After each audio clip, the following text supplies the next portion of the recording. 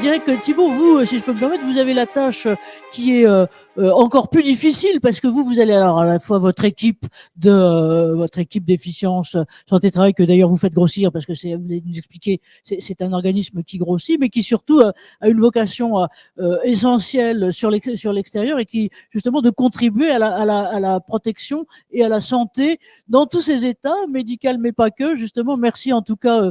Nous, on a toujours du mal quand on n'est pas médecin, à se dire ça. Je vais vous dire juste par anecdote, il y a quelques années, j'avais organisé une table ronde un peu de ce type, qui était en Picardie, parce qu'on a des attaches globalement par là, voilà, avec l'ARACT en haute, et c'était déjà dans le temps sur la triangulation santé, travail, environnement.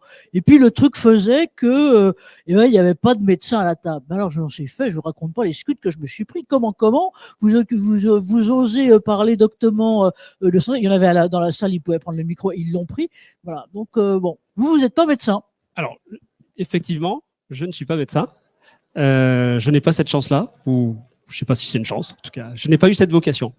Moi, j'ai un parcours plus, alors dans le monde sportif, ce qui n'a absolument rien à voir, quoique, sur la notion de performance, d'envie, de motivation, mobilisation, ça a été un des sujets, et c'est quand même un des liens qui m'a conduit à faire des ressources humaines pendant 14 ans, et puis à passer sur la partie prévention santé au travail depuis quelques années.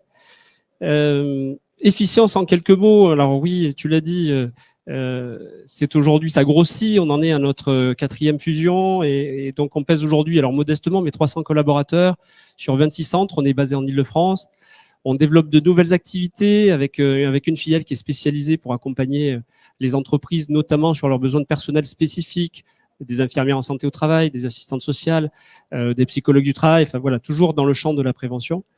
Donc voilà, ça c'est notre activité. Alors je remercie déjà l'invitation. J'ai été attendu, donc merci.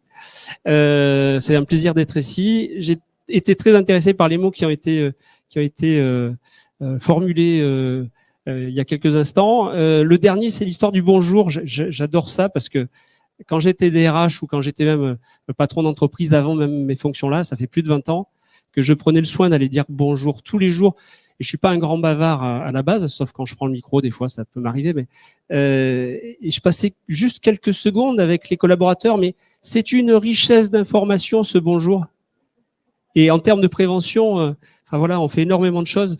Je reviens sur la notion de la place de l'humain. On voit beaucoup de choses qui naissent avec, alors je caricature, excusez-moi, mais les baby-foot, le bien-être, les chief happiness officers, etc.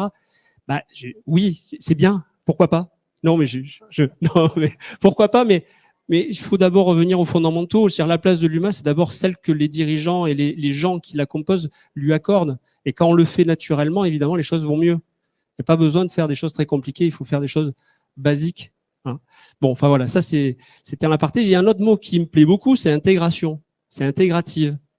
J'ai pas attendu les lois je parlais peut-être un petit mot des lois santé-travail, mais j'ai pas attendu ça pour considérer que la santé au travail devait être un organisme qui intégrait des solutions. Alors pas des parcours de soins parce que c'est pas trop notre métier, mais qui était capable de proposer aux salariés et aux entreprises, en fait, des dispositions coordonnées avec certains acteurs. Nous ne sommes pas, service de santé au travail, capables de tout faire.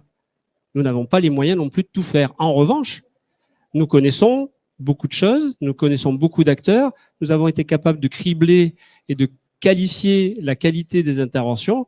Et donc, quand il y a un besoin qui se fait ressentir soit de la part de l'entreprise, soit de la part du salarié, ou même du médecin qui a des besoins d'accompagnement, l'idée, c'était de sortir de la prescription.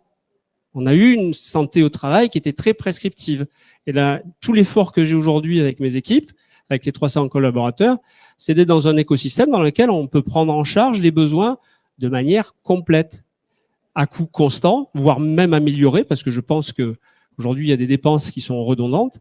Et donc voilà, toute l'énergie qu'on passe depuis quelques années, c'est de développer un écosystème au service des entreprises et d'être capable de répondre à tous les besoins et pas juste de dire je vous donne une ordonnance de prescription, vous devriez faire par exemple un audit RPS, ça serait bien.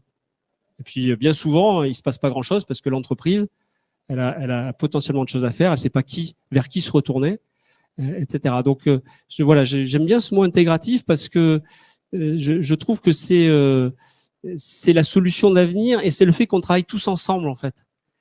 On parlait de désiloter, je sais plus qui disait, il faut sortir des silos et des spécialités. Je pense que c'était Alain qui disait ça. Oui, il faut qu'on sorte des silos. On a besoin de pouvoir communiquer avec l'ensemble des parties prenantes. La loi, en 2 mots, elle est en train de s'apercevoir qu'il faut y aller. Donc la loi santé au travail du 2 août et les différents décrets, tu parlais des nombreux décrets qui étaient sortis. On en a 47 entendus, il y en a un peu plus d'une dizaine qui sont sortis, donc il y a de quoi faire.